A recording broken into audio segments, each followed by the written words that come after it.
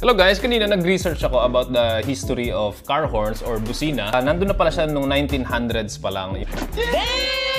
Yung pinakaunang electric car horn ay na-imbento ni Oliver Lucas noong 1910s. So yung horns or busina ay talagang crucial, no? Safety feature pagdating sa pagdadrive. Ngayon, meron tayong dalawang i-compare na horns. Yung disc type at saka yung snail type. So, let's go! Few moments later.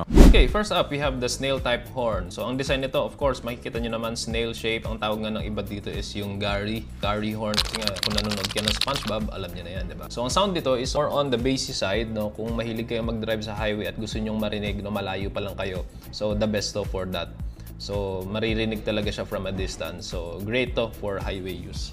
Ang durability naman nito, more on ano siya, no, dust resistant. Hindi siya basta-basta napapasukan ng tubig dahil dun sa enclosed design niya. Yung installation niya, easy lang din. And itest naman natin tong snail type na horn.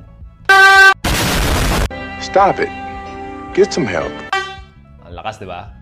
Isa pa. Yan. More on the, ano siya, bassy side. Medyo soft siya kaysa dun sa disc type. Okay, dito naman tayo sa disc shape design na car horn. Napaka-compact nito at flat lang siyang tingnan. Nagpuproduce to ng sharp, piercing sound that's excellent for city driving, cutting through the urban noise. Bro, what are you talking about, man? So, ang durability nito, napaka-robust lang niya. At medyo slightly protected lang siya sa environmental elements, no? Kasi nga hindi siya enclosed. Pero goods na din to. So, ang installation nito, dahil nga sa kanyang size na flat lang or compact, napakadali nitong i-install sa mga tight spaces ng inyong hood.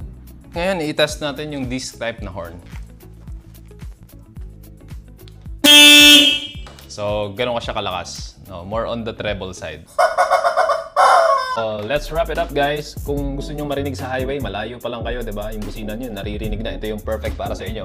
Itong snail type or yung Gary na tinatawag, Gary horn, di ba? So, ito naman, kung city driving, marami tayong kasama sa kalsadang mga sasakyan at medyo gusto nyo mag-pierce yung tunog, ito yung perfect para sa inyo, itong disc type na car horn. So, thank you for watching, guys, and drive safe.